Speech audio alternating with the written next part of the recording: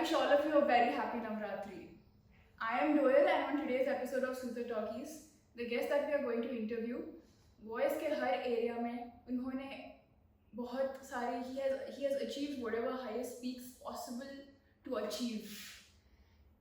He is a playback singer, he is a voice artist, he is an actor, he is also a communications coach, he is a master of ceremonies. चलो आइए मिलते हैं आज के हमारे guest के साथ. Mr. Anuj Gurwara. Welcome to the show, sir. Thank you very much. Thank you, everybody. Thank you for watching, and happy to have you here, घर पे, and grateful to be here on the podcast. Thank you, sir. Thank you so much for coming. तो sir आप आपके career एक content एक copywriters के साथ शुरुआत की थी. So when you started out, did you think you will have such a exciting career with so many different you've been in so many different areas. इतना डाइवर्स है आपका प्रोफाइल. Initially जब कोई शुरू करता है any career, you don't really know where it will take you. You can only hope that you put in the best of your abilities and things work out as you keep working hard. तो मेरा कोई vision इतना लंबा नहीं था. लोग जो पूछते हैं ना कि तुम 5 साल बाद where do you see yourself, 10 साल बाद where do you see yourself, I don't know anything of that sort. I just know right now मैं जो कर रहा हूँ मुझे उसमें मज़ा आ रहा है या नहीं. Am I enjoying it or not? Because only when you enjoy something it doesn't feel like work, and when it doesn't feel like work then you play with it, and then you find more and more ways to do it better, do it more creatively. कोई भी काम, even if it is banking, even if it is an engineering job, जब आप enjoy करते हो तो आप अलग अलग creative solutions ढूंढते हो उस वक्त की प्रॉब्लम को सॉल्व करने के लिए. तो मुझे क्रिएटिविटी या क्रिएटिव फील्ड में बड़ा इंटरेस्ट था, और मुझे कुछ नहीं पता था कि ये कहाँ मुझे ले जाने वाला है. बट जैसे जैसे मैं आगे बढ़ता गया मुझे जो अच्छा लगने लगा, what I found creative satisfaction, I kept doing that, and things just worked out, whether it was financially, whether it was recognition wise. All these are side effects. आप जो काम करते हैं ये सारी चीज़ों के साइड इफेक्ट्स हैं कि आपको रिकग्निशन मिलता है, आपको थोड़ा सा फेम मिलता है, आपको थोड़ा सा पैसा मिल जाता है. Most importantly do enjoy what you do. That's it, nothing else matters. आपने बहुत what you're saying is really resonating a lot with me. But I think even in youth and what most people who are in the creative field, I think the major tension that most of us feel is what efforts we are putting in, is it going to lead anywhere? Correct. There are a lot of people who've been working, who've been struggling for years on together. They are putting all their heart and soul into the craft, but they do not get any sort of recognition or even any financial stability. So what advice would you give to a person who's currently struggling, to keep holding on to? I mean, what is that? How does one decide whether we should hold on to our passion or just let go and just fall back on the 9 to 5? See, I'll also tell you this. मैंने जो इससे पहले कहा उसका मैं एक disclaimer भी देता हूँ कि I have come from a reasonably well-to-do family. My parents are not super rich or anything, लेकिन हम कुछ हद तक हमारी स्ट्रगल्स उतनी नहीं थी जितनी काफ़ी लोगों की होती है, राइट. तो अगर मैं कह रहा हूँ कि मैं वही करता गया जो मुझे पसंद आया, तो वो भी अपने आप में एक प्रिविलेज है, राइट. कई लोगों को मजबूरी में कुछ करना पड़ता है, काम करना पड़ता है, या इस क्रिएटिव आर्ट में आने के लिए भी लोगों को बहुत स्ट्रगल करनी पड़ती है. सबसे पहले तो पेरेंटल अप्रूवल बहुत ज़रूरी होता है. आज की डेट में भी इतने सोशल मीडिया के एक्सप्लोजन के बाद भी लोगों को अभी भी पेरेंट्स से अप्रूवल लेना पड़ता है कि हम क्रिएटिव फील्ड में घुसना चाहते हैं. ऑब्वियसली पेरेंट्स सोचते हैं कि इसमें कोई स्टेबल इनकम तो नहीं है, महीने का महीना कोई फिक्स्ड अमाउंट तो नहीं है जो आपको आ रहा है, तो आपकी लाइफ कैसे स्टेबल होगी. And they are valid concerns, right. और इसमें जैसा मैंने कहा स्ट्रगल तो बहुत है. मैंने खुद देखी. मैं खुद हैदराबाद छोड़ के जब मैं बॉम्बे गया था तो वहाँ पे मैं चौल में रहा, एक्टिंग वर्कशॉप्स की, उसके बाद फिर प्रोड्यूसर के घर में ऑफिसेस जाता था. उस वक्त हम व्हाट्सएप वगैरह कुछ होता नहीं था, तो हम फोटोज प्रिंट करके उसके ऊपर अपना नाम का स्टिकर नंबर उस पर लिख के हम प्रोड्यूसर्स के यहाँ एनवेलप्स डालते जाते थे कि कहीं हमारी फोटो किसी को दिख जाएगी और बोलेगा ऑडिशन पे आ जाओ. तो उस वक्त की स्ट्रगल भी देखिए. लेकिन स्ट्रगल इसीलिए है क्योंकि फर्ज करो रोल साल में 1000 रोल निकलते हैं, अलग अलग एक्टर्स कैरेक्टर्स की एक्टिंग के हिसाब से मैं बोल रहा हूँ। अब उसमें अप्लाई करने वाले 10 लाख हैं, तो 1000 सीटें हैं, जैसे यूपीएससी का या आईआईटी का या नीट का एग्जाम होता है, 1000 सीटें हैं और 10 लाख एप्लीकेशन हैं, तो स्ट्रगल ऑब्वियसली बढ़ेगी क्योंकि हर किसी को प्रूव करना है, राइट। और इसमें एक माइंडसेट होता है, जैसा आपने कहा कि how long do you hold on, how long do you know that you are able to do this और should you leave this and do something else. सबसे पहले तो मैं ये कहता हूँ कि अपना एजुकेशनल क्वालिफिकेशन कुछ हद तक सिक्योर करें before you get into the field और while you are in the field. इसको फुल टाइम मत इनिशियली मत ले, पहले अपना एजुकेशन क्वालिफिकेशन थोड़ा सा सिक्योर कर लो, जिससे in case this doesn't work out you have something to fall back on. पता चला आप 10-15 साल उसमें मेहनत मशक्कत करते गए और फिर 15 साल बाद आपने सोचा यार ये नहीं चल रहा, अब मैं और क्या करूं, लेकिन आपने ग्रेजुएशन तक नहीं किया क्योंकि क्लास 12 के बाद या 10th के बाद आपने बोला हम तो एक्टिंग करेंगे, आप घुस गए। अब दुनिया कहाँ की कहाँ बढ़ गई और आपके पास एक डिग्री नहीं है basis which any job or company will maybe take you up, yeah, and it's not just a degree, आपके पास टेक्निकल नॉलेज नहीं है क्योंकि आपने पढ़ाई नहीं की, राइट। तो सबसे पहले पढ़ाई अपनी कुछ हद तक सिक्योर करो, साथ ही साथ करते जाओ। दूसरी बात ये माइंडसेट की चीज होती है। हमारे देश में ना ये स्ट्रगलर माइंडसेट जो होता है ना, ये बड़ा मुझे प्रॉब्लमेटिक लगता है। और मैं बॉम्बे में बहुत साल रहा हूँ, बहुत साल रहा हूँ। मैं आज बॉम्बे और हैदराबाद के बीच में रहता हूँ, दो शहर के बीच में। तो ये प्रॉब्लमेटिक इसलिए है क्योंकि स्ट्रगल वर्ड जहाँ आपने कह दिया, आपने इमीडिएटली अपने माइंड में एक नेगेटिव कॉन्नोटेशन लगा दी। हासिल कर रहे हो अलग बात है, आप स्ट्रगल और हासिल में समझते हो डिफरेंस। हासिल क्या होता है कि आप कुछ भी आपने सुबह सोचा कि आज मुझे किसी भी तरह इस ऑडिशन तक पहुंचना है या इस एक पर्सन से मिलना है। अब मैं अलग अलग जुगाड़ लगाऊंगा, किसी को पूछूंगा आप उनको जानते हो क्या, जिससे मैं उनको एटलीस्ट ईमेल भेज सकूं, या आप कहीं किसी के थ्रू, किसी सोशल नेटवर्क के थ्रू आप उनसे मिलने की कोशिश करो।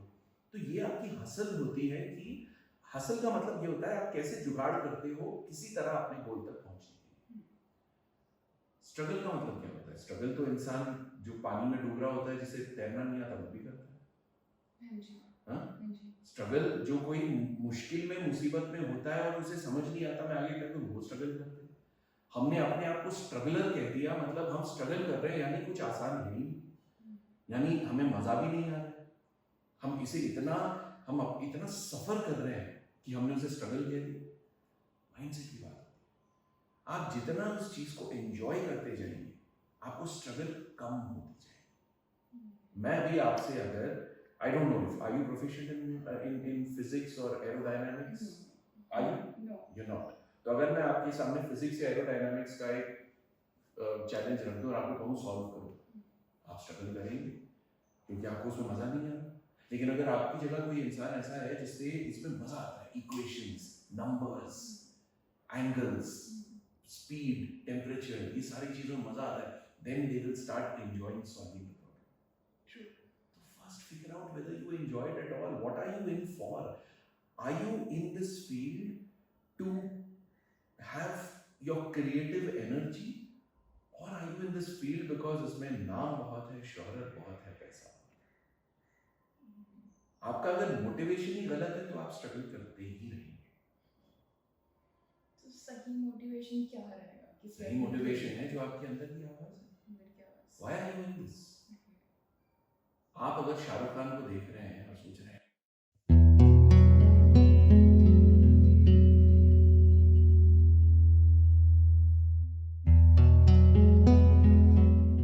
मैं भी इसमें घुसूं ना, एक दिन मैं शाहरुख खान जैसा करोड़पति बन सकता हूँ, दुनिया पूरी मेरे पीछे भागेगी, दुनिया मेरा नाम लेगी, आपकी मोटिवेशन गलत है।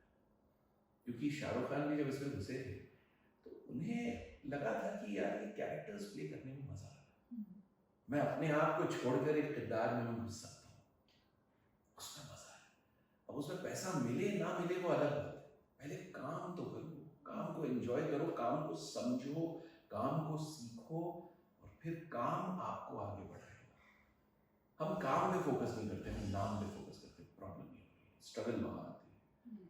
और वो इसीलिए एक्सपोनेंशियली इंक्रीज हो गई है क्योंकि सोशल मीडिया की दुनिया में हम इंस्टेंट फेम चाहते हैं, हम चाहते हैं वायरल हो जाए।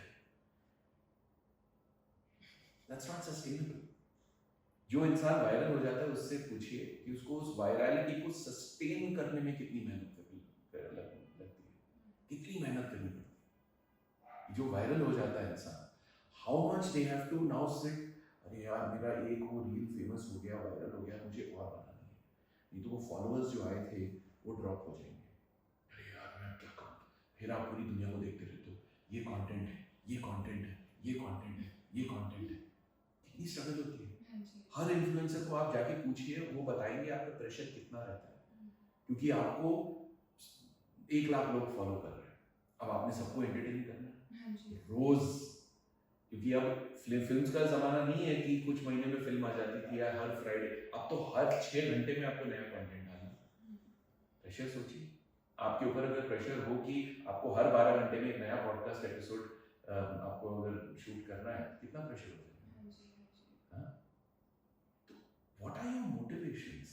That will define your struggle.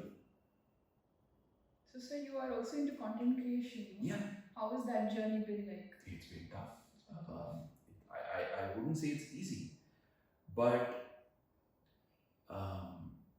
content creation जो है, मैंने जैसे आपको कहा कि आप पे जो प्रेशर रहता है कंटेंट क्रिएट करने का, अब इस भीड़ के बीच में आपको अपनी आवाज़ ढूंढनी है। कि एक इंसान, फर्ज करें कोई भी अपनी दुकान में बैठा है बंदा, या डॉक्टर के बाहर क्लिनिक में वेट कर रहा है और अगर फ़ोन निकाला, चले इंस्टाग्राम स्क्रॉल करते हैं। अब आप स्क्रॉल कर रहे हैं, फिर आप रुके, अच्छा कुछ देखा, फिर आप स्क्रॉल किया, फिर रुके, फिर देखा, फिर 4-5 रील्स और स्क्रॉल किया, फिर देखा। वो जो आप रुके, 3 सेकंड में somebody has to do content in a way कि आप 3 सेकंड में आपका अटेंशन रुक जाए, नहीं तो आप स्क्रॉल कर लेंगे। सपोज आपको डांस वीडियोस पसंद नहीं है, आपको कुछ ज़्यादा इंटरेस्ट नहीं है, तो आप डांस वीडियो स्क्रॉल कर लेंगे आगे, राइट। सपोज आपको एजुकेशनल कंटेंट में इंटरेस्ट है, तो डांस वीडियो के बीच में अगर एजुकेशनल कंटेंट आ गया तो आप सुनेंगे, लेकिन वो भी आपकी टॉपिक के रिलेटेड, राइट। या कोई कॉमेडी कर रहा है, तो पहले 3 सेकंड में आपको व्यूअर का अटेंशन ग्रैब करना है, और उस 3 सेकंड में आपकी पर्सनैलिटी आनी है, आपकी क्रिएटिविटी आनी है, आपका प्रेजेंस ऑफ माइंड आना है, आपका वेट आना है, आपका ह्यूमर आना है, या आपको ऐसी एक लाइन बोलनी है कि इंसान सोचे और बोले कि मुझे और जानना है आप क्या बोलने वाले। इन 3 सेकंड्स यूट्यूब पे वीडियोस आते हैं, 5 सेकंड टाइम होता है स्किप करने के लिए, ऐड, राइट, इसके पहले ऐड होता है 5 सेकंड। तो बड़ी से बड़ी कंपनीज जो अपने एड्स जानती हैं, उनके पास पहले 1 मिनट का टाइम होता था जब टीवी पे एड्स आते थे, क्योंकि उनको पता था आप कहीं नहीं जा रहे, आप वहीं बैठ के टीवी देख रहे हो। लेकिन अब बड़ी से बड़ी कंपनीज, उनको 5 सेकंड का प्रेशर होता है कि अगर 5 सेकंड में हमने इस व्यूअर को अट्रैक्ट नहीं किया तो वो एड स्किप कर देंगे, हमारा एफर्ट वेस्ट हो जाएगा। तो content, as a content creator ये प्रेशर रहता है, but I have to find what is my voice, and what is my voice is what is true to myself. मैं आपके जैसे बात नहीं कर सकता, मैं ऋषभ के जैसे बात नहीं कर सकता, मैं ना शाहरुख खान जैसे बात कर सकता हूँ, मैं क्या कर सकता हूँ, I can only be myself।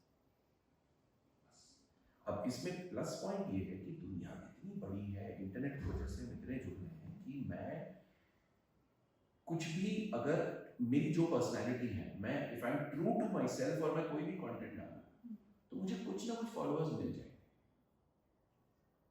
ये इंटरनेट का है, नेगेटिव पॉजिटिव उसको मिल रही है। मैं कुछ भी कहूँ मुझे कुछ फॉलोअर्स तो मिल ही जाएंगे, क्योंकि हर कोई किसी और को देख रहा है। अब उनको कैसे बढ़ाना है उसमें एक खेल तो हुई। Algorithm has to support you. You have to be true to your own algorithm first. आपका internal algorithm क्या है? Okay. Then the algorithm is बहुत, that's a craft in itself. पहले थोड़ा हॉबी टाइप होता था, हाँ जी अभी बहुत सीरियस साइंस है. Social media is a very serious science now. It is not as कुछ साल पहले तक जो ठीक है कुछ भी डाल देते थे हो जाता. आपको सोचना पड़ता है, तो प्रेशर है बिल्कुल.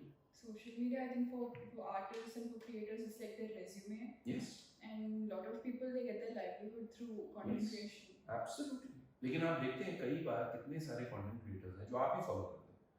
कुछ टाइम के बाद आप सोचते हैं इसका जरा हो गया, ये fade वही out. चीज आ रही है, फेड आउट हो गई, चलो इसको अनफॉलो करो. हाँ जी राइट, Yes. ये होता है. yes तो सोशल मीडिया ह्यूमन रियलिटी का, जिंदगी का एक सिंबल है कि जैसे दूध में वो उबाल आता है ना, जैसे आपने गैस बंद कर दी उतनी ही तेजी से वो नीचे चला. This is social media. Don't take it seriously. Take it slightly seriously but not more than what is required. Because ये जितना ज्यादा तेजी से बढ़ता है उतना ही ज्यादा वो नीचे भी आ जाएगा. लेकिन जो लोग कंसिस्टेंटली धीरे धीरे कुछ ना कुछ करते रहते हैं वो टिके रहते हैं. Consistency is the key. I come back to your first question. तो जो इस क्राफ्ट में है, एक्टिंग में, सिंगिंग में, क्रिएटिव प्रोफेशन में, आप कंसिस्टेंटली छोटे छोटे छोटे छोटे स्टेप्स आप लेते जाइए, आप लंबा गेम खेलिए. आपको आज ही अगर जंप करना है गोल तक तो आप जंप तो कर लेंगे, लेकिन फिर उसके बाद हो सकता है फेल. टांग टूट जाएंगे long Slow jump and steady. Correct. Slow and steady wins the race. And there is no race. The only race that you have is with yourself. Because you are a different person, I am a different person, everybody is a different person. There is no competition. There's no competition, but you know everybody has that personal ambition. We have to leave our mark. Yes, and you should. But your competition with yours is with yourself. That's all, with nobody else. इंसान की personality अलग है, physicality अलग है. अगर आपको किसी role के लिए चुना नहीं गया फॉर इंस्टेंस, उसका मतलब क्या है? It's not that you are not a good actor. It is that कि उस प्ले में या उस फिल्म में या उस ओटीटी सीरीज में जो कास्ट है, राइट, उस कास्ट को साथ में रखते हुए do you fit into the story. Casting वैसी होती है. सूत्रधार कितनी कास्टिंग होती है, हाँ जी राइट? हाँ जी तो इसलिए नहीं होता है कि आप अच्छे एक्टर नहीं हैं, राइट? अब आप देखिए गैंग्स ऑफ मिर्जापुर आप ले लीजिए for instance, gangs of Wasseypur, Mirzapur series ले लीजिए. अब उसमें जो अलग अलग कैरेक्टर्स हैं, जो गुड्डू भैया का कैरेक्टर है जो अली फजल ने किया, राइट, उनकी जो फिजिकलिटी है वो क्या क्या नाम है, उनके जो भाई बने थे विक्रांत नासिर, राइट, yes तो उनके साथ उनकी फिजिकलिटी कैसे मैच करती है, या जो फीमेल कास्ट है उनके साथ कैसे मैच करती है, और इन सब की पंकज त्रिपाठी के साथ कैसे मैच करती है. ये कास्टिंग डायरेक्टर का डिसीजन होता है कि आप स्क्रीन पर एक साथ कैसे दिखते हो ये पर्सनैलिटीज. तो अगर गुड्डू भैया को प्ले करने वाले 10 और एक्टर्स हैं, 100 और एक्टर्स हैं, लेकिन उनकी वॉइस, उनका जो एक्टिंग का तरीका है वो अच्छा है अपने तरीके में. जो सारे 10 एक्टर्स जिन्होंने ऑडिशन किया उनका भी अच्छा है तरीका, लेकिन does it complement the other characters. ये कंबाइंड डिसीजन लेना पड़ता है कास्टिंग डायरेक्टर को. तो इसका ये मतलब नहीं कि अगर आप सेलेक्ट नहीं हुए तो आप अच्छे एक्टर नहीं, आप अच्छे एक्टर होंगे, नो डाउट अबाउट दैट. लेकिन there are lot of other factors at play. ये आपको अपना मेंटल फोर्टिट्यूड बनाना पड़ेगा. हम सोचते हैं ऑडिशन हमें दे दिया तो उन्होंने कहा वाह वाह बहुत बढ़िया, फिर बाद में मिल लगा नहीं, हम रिजेक्टेड हो गए, घर आए, नहीं यार कुछ नहीं होने वाला है, what is this, right? So there are many, it's a very vast field. आपको इस फील्ड के हर चीज को समझना पड़ेगा. आप कैमरा पे कैसे दिखते हैं, कैसे साउंड करते हैं, टेक्निकल नॉलेज थोड़ी लानी पड़ेगी, और ये क्राफ्ट बढ़ेगा उससे. okay ऐसा नहीं कि हम 2-3 प्लेस कर लिए अब तो भैया बॉलीवुड में छा जाएंगे. Be humble, keep learning, keep evolving, keep growing. That is the way to do it. So you started out as an RJ and for I think radio 91.1 FM you were even the best RJ in about एक award मुझे मिला था, ये तो उस वक्त मिले थे. So what was the process? How did you get into radio? मैं ऑल इंडिया रेडियो में भी कर चुका हूँ काम, क्योंकि मुझे साउंड से बड़ा मजा आता है. इट्स रियली एंजॉय कि एक इंसान सिर्फ आवाज़ के दम पे कैसे एक ऑडियंस को होल्ड कर सकता है, ना सिर्फ अपनी शक्ल से या अपनी पर्सनैलिटी या फिजिकलिटी से। तो ऑल इंडिया रेडियो में ट्राई किया, एक दो छोटे स्टेशंस थे, रेडियो बिरयानी करके हुआ करता था, एक छोटा सा स्टेशन था, विजय माहूर साहब हुआ करते थे, मेरे एक मेंटर हुआ करते थे, एंड उन्होंने एक छोटा सा रेडियो स्टेशन स्टार्ट किया था, तो वहाँ पे हमें सीख मिली, फिर ऑल इंडिया रेडियो में काम किया। उसके बाद फिर radio city when it was starting in Hyderabad, तो मुझे कॉल आया by somebody that was working in all India radio at one point, Sai Prasad करके। तो उन्होंने मुझे कॉल किया कि we are starting in Hyderabad and I am going to be heading it, तो why don't you come and join it, because he has seen me at work. तो मैं उस वक्त चेन्नई में एसएस म्यूजिक करके एक चैनल हुआ करता था, उसके लिए आई वाज अ डीजे, तो उन्होंने वहाँ से मुझे बुलाया। फिर मैं आया और उस वक्त जब शुरू हुआ था तो रेडियो सिटी में तेलुगु और हिंदी मिक्स होता था शोज, तो मैं हिंदी शो करता था, मुझे तेलुगु आती नहीं थी, एंड तो बहुत ट्रेनिंग हुई काफ़ी। रेडियो सिटी के बॉम्बे से टीम आई थी उस वक्त, तो उन्होंने हमारी ट्रेनिंग की, हमें सिखाया कि कैसे रेडियो पे बोला जाता है। इट्स नॉट जस्ट रेडियो पे बात करना, इट इज आपके पास पूरा सॉफ्टवेयर है, आप उसके सामने बैठे हो स्क्रीन के, तो आप बात कर रहे हो, आपको सॉफ्टवेयर में भी नज़र रखनी है, आपकी बात इतनी रखनी है, और एग्जैक्ट जब आपकी बात खत्म होगी तो आपको वो सॉन्ग प्ले करना है, तो आपके हाथ भी चल रहे हैं, आपका दिमाग दो चीज़ों में बटा हुआ भी है, बिकॉज माइक भी है यहाँ पे, आप स्क्रीन भी देख रहे हैं, then you are talking to the public, because for you this mic is your audience of the whole city. ये सारा शहर हैदराबाद का आपके इतने माइक में समा गया है, आप सबसे बात कर रहे हैं, फिर आप वो भी देख रहे हैं, और आपने जैसे ही बात कंप्लीट की आपने गाना प्ले कर दिया, माइक ऑफ किया, फिर अगले पीस की तैयारी की कि आप अगले पीस में क्या बोलने वाले हैं।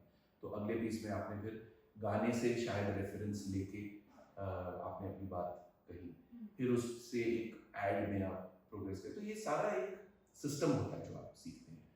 तो बहुत मज़ा आया, it was two of the most memorable years of my career, 2006 to 2008 radio city में I was the RJ, and बहुत प्यार मिला हैदराबाद से, बहुत ज़्यादा। मैं शाम का शो करता था, एंड 6 से 9 आई थिंक होता था मेरा शो कॉल्ड रिचार्ज। तो कभी कभी होता था कि मैं शाम को आता था, and I had a long day, और मैं माइक पर बोल देता था कि यार आज मेरा इतना मतलब बिजी दिन रहा है, मुझे 1 मिनट की फुर्सत नहीं मिली, लेकिन मैं आया हूँ आप सबसे बात करने, क्योंकि मेरा शो है और आपके साथ मेरा रोज़ का एक टाइम बंधा हुआ है, लेकिन आज मुझे खाना खाने की भी फुर्सत नहीं मिली, तो किसी तरह मैं ये थोड़ा सा बात कर लेता हूँ आपसे, गाना बजा लेता हूँ, बीच में कुछ मैं स्नैक खा के आ जाता हूँ, तो इंतज़ार कीजिए और गाना सुनिए, फिर गाना लगा देता, और बीच में जब ब्रेक होता तो सिक्योरिटी का फ़ोन आता कि सर लिसनर्स हैं लॉबी में, लिसनर्स क्या, तो 2-3 लोग बिरयानी लेकर आए थे, और मैं बाहर गया, मैंने उनसे मिला, बिकॉज गाने चल रहे थे उस वक्त, 10-15 मिनट आपके गाने चल रहे थे, तो मेरे पास टाइम, तो मैं बाहर गया, उनको थैंक यू बोला, फिर आया, फिर गाने तब तक खत्म हुए, फिर बिरयानी लेकर फिर मैं लोगों से बोल रहा हूँ कि थैंक यू सो मच, कुछ लोग आए बिरयानी लेकर कि आज मैं आज मैं भूखा रहा तो आप लोगों ने मेरा ध्यान रखा, जैसे मैं आपका रोज एंटरटेनमेंट का ध्यान रखता हूँ। तो ये सारी चीज़ें जब आप एक ऑनेस्टली जब किसी से आप शेयर करते हैं, तो एक रिश्ता अपने आप बन जाता है। The connections are made in those personal stories, and you have to be humble about it. अब मैं ये नहीं कहता कि देखिए मैंने तो आज खाना भी नहीं खाया, लेकिन आप लोगों के लिए आया हूँ मैं, क्योंकि आपको मेरी ज़रूरत है, तो ठीक है मैं सैक्रिफाइस कर दूंगा, कोई बात नहीं, लेकिन do you hear the change in my tone? Now you are put off because like एहसान कर रहे हो क्या भाई मुझ पर, but if I say कि देखिए हमारी बात रोज होगी, लेकिन आज खाना मुझे मिला नहीं टाइम खाने का, लेकिन कोई बात नहीं, हम अपनी बातों से पेट भरेंगे, फिर मैं आराम से जाके खाऊंगा। ये पर्सनल कनेक्शन इमीडिएटली बन जाता है। So you have to be humble, you have to be vulnerable, you have to be honest with what you feel, and लोग जुड़ते जाएंगे। So that I had some lovely experiences with radio in Hyderabad. I think it's a great medium, although आज internet के ज़माने में radio का थोड़ा सा कम हो चुका है, but I have fond memories of it. Radio is taken over by all so many different types of media, Of course. podcasting and whatnot. Sir आप बोल रहे थे कि आप you don't know Telugu. Hmm. Then how did Panchadara Bomma? I mean, Yeah, that's. I don't speak Telugu fluently. मैं हैदराबाद में पला बड़ा हूँ, पूरी जिंदगी यहाँ बीती है. Fluently नहीं बोल पाता क्योंकि not for lack of trying. I had Telugu as a second language in school. लेकिन कभी जुबान पर चढ़ी नहीं. वो होता है. You're not able to learn new languages. तो मेरे साथ भी वही था. And जो टूटी फूटी बोलता हूँ तो, लेकिन पला बड़ा हूँ यहाँ पर. तो हैदराबाद ऐसा शहर नहीं है कि आप तेलुगु बोले बिना अपनी जिंदगी काट नहीं सकते. It's a very inclusive, very open, very accepting city, very cosmopolitan city. And the Telugu speaking people are very, very kind to you. अगर आप नहीं जानते ना, वो आपको नीचा नहीं दिखाते. वो आपको कभी, they will not make you feel like an outsider. तो although I am North Indian, but living in Hyderabad, and it is a city where हम सब एक साथ रहते हैं. But having said that, मुझे जब मौका मिला गाना गाने का तो मैंने इंग्लिश में लिरिक्स लिखे थे तेलुगु के. और क्योंकि पला बड़ा हूँ, कान में लैंग्वेज तो जाती रहती है, although I don't speak it fluently, लेकिन आपको अंदाजा है कि कुछ वर्ड्स कैसे बोले जाते हैं, right? And being from the creative industry, कुछ ज़्यादा ही आपको एक साउंड्स लैंग्वेज के पता रहते हैं. तो जब मैं इंग्लिश में लिखा मैंने तो उस हिसाब से रिफाइन करते हुए लाइन बाय लाइन रिकॉर्ड करके गाया. And just worked. And मैं हमेशा कहता हूँ for the last many years, I've been saying this 14-15 years since my song release, that I'm always grateful to the Telugu audiences. क्योंकि उन्होंने मुझे इतना प्यार दिया इस गाने के लिए. And then I sang about 25-30 more songs after this. बहुत टूर्स किए, बहुत शोज किए, इंटरनेशनल शोज भी बहुत किए. मैं जा रहा हूँ स्टेज पर तेलुगु गाने गा रहा हूँ, मुझे ज़्यादा मीनिंग पता नहीं गाने का. मुझे सिर्फ पता है रोमांटिक गाना है, डांस नंबर है. But they love a Punjabi boy coming up on stage and singing Telugu songs. So it's been very beautiful. Lovely milestone of life. So recently or I think 2019 में आप एक Hyderabadi song भी आपने गाया. because हाँ, Hyderabad. That was very catchy. Yeah, Dakhni is the language of the Deccan. हमारी भाषा है, हमारे शहर की भाषा है. It's not a slang, it's not a dialect, it's not an accent. It's a language by itself, and it's a language that now is not written. It is only spoken.